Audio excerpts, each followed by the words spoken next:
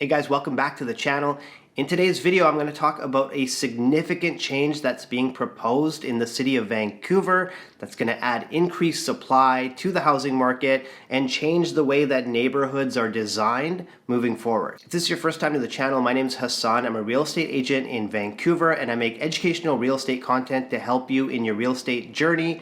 If that sounds interesting to you, subscribe to this channel so you don't miss a future video. Okay, so I wasn't originally planning to do a video today, but it just came out yesterday that the city of Vancouver is now actually formally going to look at changing single family zones right across Vancouver, Vancouver East and Vancouver West, into multiplex zones.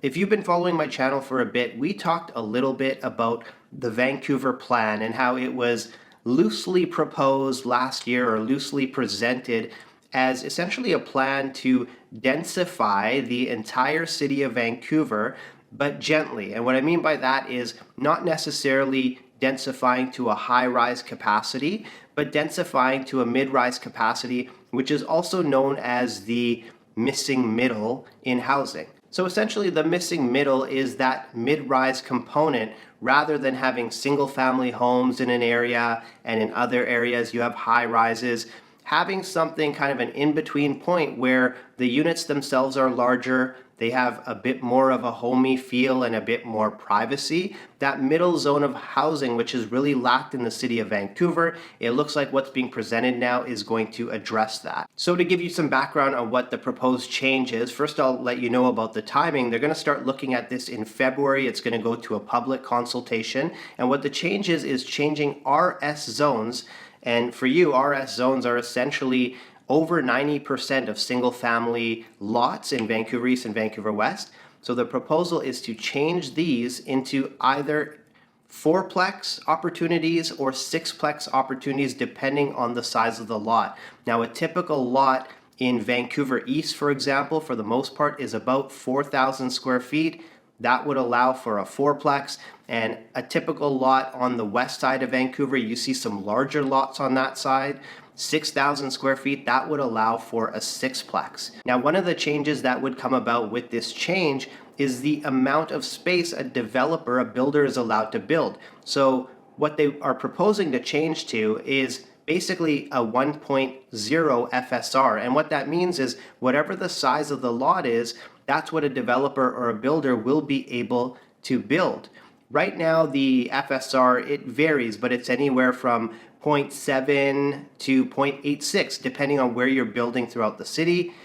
This change will make things a lot simpler because with the 1.0 FSR, it's going to be clear as day what you're going to be able to build in terms of size. So fourplex and sixplex now being put onto the table. So this is obviously going to increase supply around the city. What I found pretty staggering was that in these RS zones, they make up 50% of Vancouver's land, yet they contain only 15% of Vancouver's housing.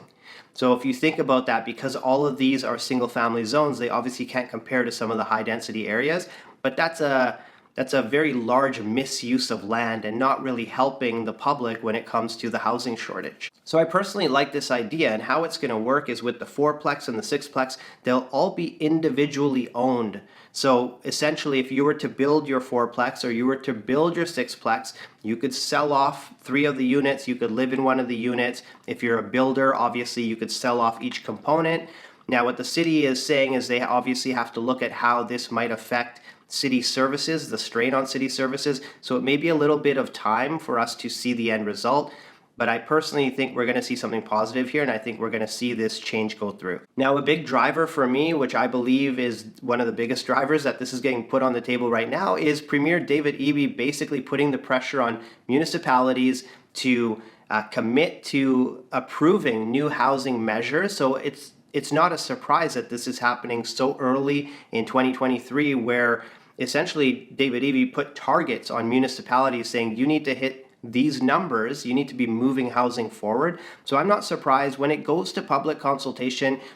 What I expect to see is not a lot of pushback in Vancouver East, but some of the single family zones on Vancouver West, I think a lot of them, I think the public is going to have a significant issue with sixplexes in their neighborhood. But like I just said, The priority is there for the cities to get this done and to do this. There's going to be some unhappy people, but I think it's going to push things forward. As I mentioned off the top, we're looking at 90% plus, 95% plus of zones now being zoned for fourplex or sixplex if this is to go through.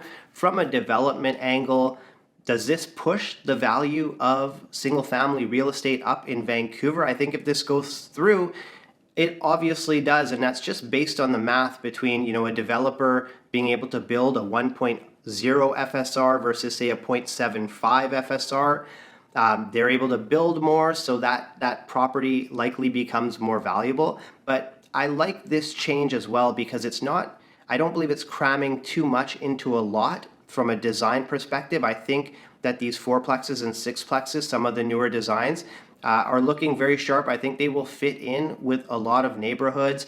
Each unit essentially being around 1,000 square feet, and I think that's a very livable size. And again, it's going to allow people to remain in the city where they work, where they want to spend their social time, where their families might be as well. So I think this is just a good thing overall. And I actually wanted to take a quick sec to commend Premier Eby, who has not stopped working since he has come into office. It seems like every week he has a new housing initiative that he's acting upon. We don't know what the end result will be, but at the end of the day, any action is better than inaction. He just recently announced that they're working on now streamlining the development approval process here locally. To give you a bit of an idea, on average, it takes about 15 months for a development proposal to get approved in our province, and that's from anything from single family to high rise, so it's an average. Compared to other cities around Canada, we're about middle of the pack. We're well behind Edmonton, which is the most swift at these approvals. So kudos to David Eby for identifying issues and acting upon them. Sometimes you gotta throw something at the wall and see if it sticks, right? So commending him on that, and also putting the pressure on the municipalities to get these sort of initiatives going. It's only going to do positive things, I think, for the supply issue. Is it going to solve the housing crisis we have?